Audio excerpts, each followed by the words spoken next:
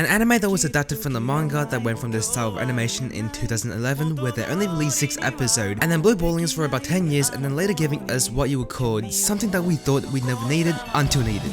I don't know, quoted by some dumb. Some of you may have only heard the Horimiya anime that was released this year in 2021, but there was an OVA adaptation back in 2011 with this beautiful, charming animation. Horimiya is such a beautifully charming anime that they had to reanimate the again. Oh my god, I can't even speak, bro. You see, Horimiya is such a beautifully charming anime that they had to reanimate the masterpiece once again, but this time in a much more authentic style and manner, right? And I'm not trying to say the previous animation was shit or anything, but like I just don't sound like an ungrateful. The season being the only romance that was given to us, ignoring all these mass production of psychological thrillers, fantasy, and hentai.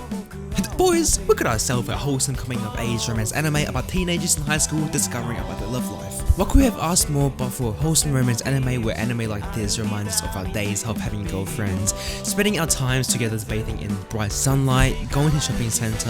But it's all good, boys. Horimiya, also known as Hori-san Miyamura-kun, or also known as a hot.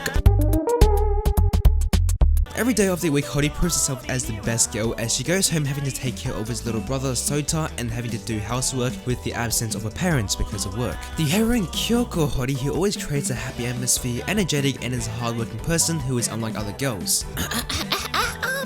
A guy who was lonely and reserved and who everybody avoided because of his appearance of having long hair overlapping his eyes and giving off a gloomy vibe. But after taking off his glasses and styling his hair to the point where he looks like he is in a rock band, he shocks a girl named Hori because of this polar opposite behavior and appearance outside of school. After getting to know each other a little bit more, their chemistry with each other has drastically improved as they share common interests and both are caring for each other.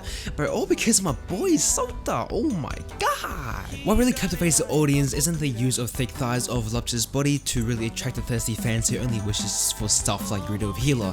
It's about pubescent teenagers doing pubescent things, whether it's them developing feelings for someone, the struggles of having to deal with school, family situations, or the self-consciousness of how others perceive them. Whether the use of wrong words that will get someone into a quarrel and end up hurting each other's feelings. And in this scene, the use of self-deprecation that Miyamura had on himself, questioning if he is a worthy person to be able to make someone happy and proud. And why not choose Ishikawa to be with because he is much more of a brighter and cool person, unlike Miyamura himself, who is said to be gloomy and bound to ruin anyone's reputation. The more I immerse myself into this anime, the more of a sudden realization that this anime has its own respective individual dating story, just like Honeyworks, with other characters getting their own screen time. For example, Miyamura and Hori, Ishikawa and Yoshikawa, Remi and Shu, and yeah, we didn't talk about her. How their relationship took off was because of Miyamura who helped Sota who got injured or something like that, and then episodes later their relationship started to develop slowly and so on and so forth in just under 6 episodes.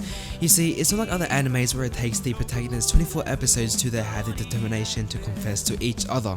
The story is not going to be a story that's going to be on par when it comes to the drama aspect, such as Golden Time, Baniko Senpai, etc, right? But however, it's very similar to Tonikaka Kawaii as it includes the comedic and wholesomeness aspect in the anime, where there are scenes that appropriately incorporates the witty remarks and sarcasm and scenes where stuff gets emotional.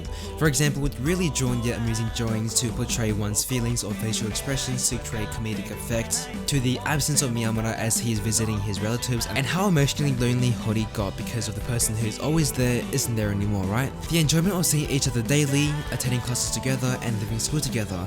I mean, I guess this has some real life aspects where time is limited, so the things that you have right now do not last forever.